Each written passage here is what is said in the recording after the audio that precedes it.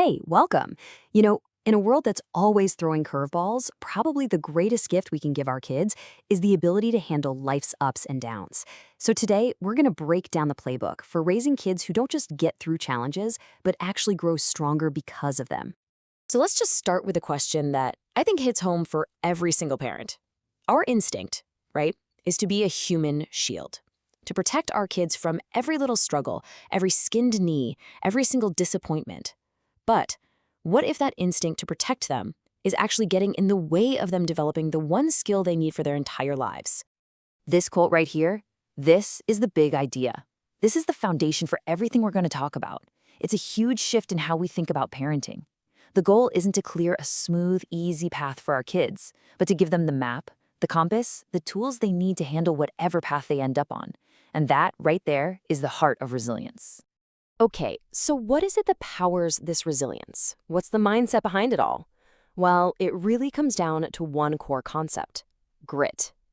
If resilience is the journey, think of grit as the engine that just keeps on going. So the psychologist Angela Duckworth, she defines grit as this really powerful mix of passion and perseverance.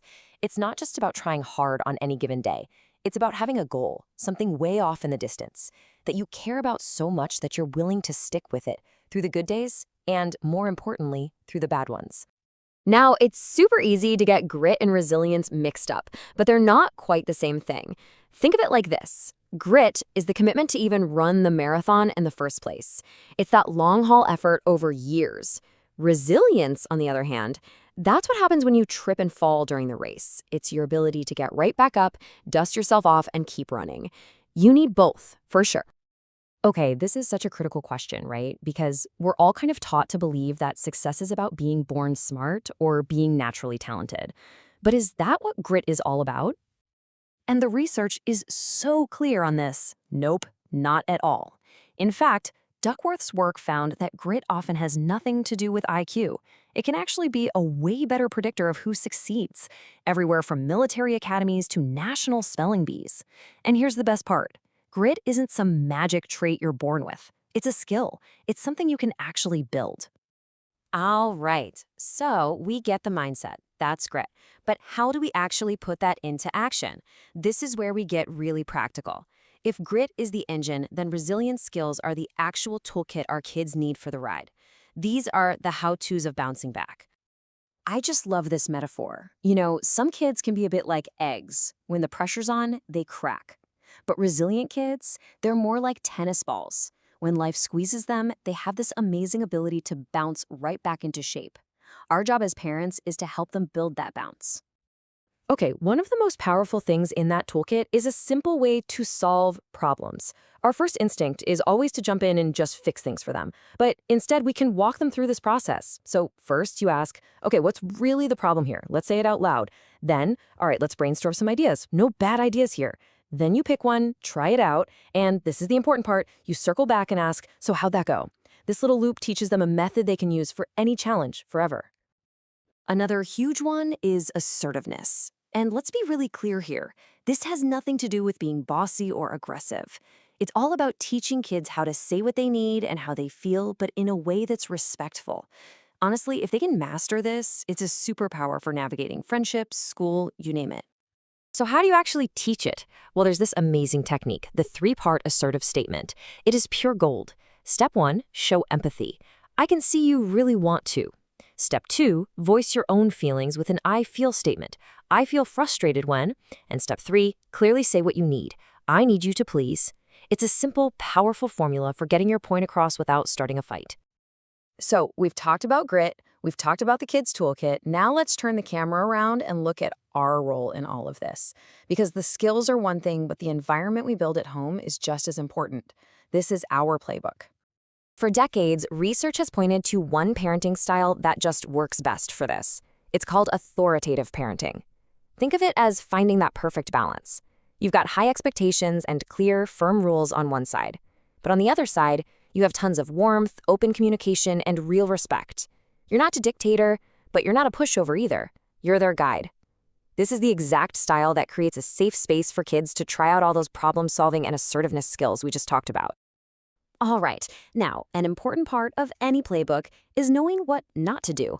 So let's talk about 5 really common parenting traps that, with the best of intentions, can accidentally get in the way of building that resilience we want so much. Oh man, we have all said this a million times, right? It just pops out. And it comes from a place of love, of course. But shouting, be careful, from the sidelines mostly just communicates our own anxiety. It can make a kid start to doubt themselves and see the world as a scary place. So here's the swap. Instead of a warning, you ask a question. These questions are so empowering. They make your child pause, assess the risk themselves, make a plan, and listen to their own body. It builds their awareness instead of their fear, and it still lets them know, hey, I've got your back. In our crazy, scheduled world, it can feel like we have to fill every single second of our kid's day. But boredom is not the enemy here. In fact, it's pretty essential. Boredom is that empty space where creativity and curiosity and the ability to just be with yourself are born. So my advice, let them be bored. It's a gift. And this one goes hand in hand with the last point. You know that flashy toy with all the buttons and lights that does everything for the kid? That's passive entertainment. A simple pile of blocks or even just a big cardboard box, that requires imagination. It requires problem solving. So try to choose the toys that let your kid be the star of the show. Okay, this one is huge.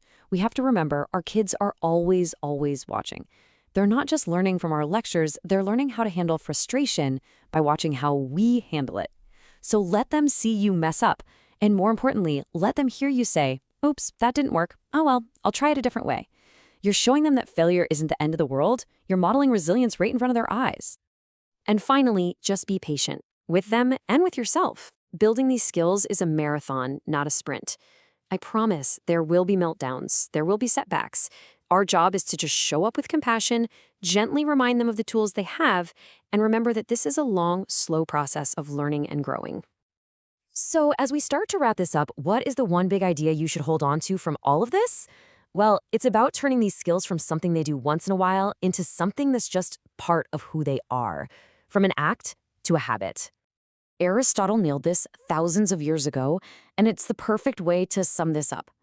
Resilience isn't some special trait that only a few lucky people have. It's a habit. It's something that gets built through practice, through patience, through doing it over and over again. What our kids repeatedly do is what shapes who they will become. And that brings us to the end. I'll just leave you with this one final question to take with you. Just think about this week. What is one small, manageable struggle? Maybe it's tying their own shoes, or sorting out a small argument with their sibling, or figuring out a homework problem.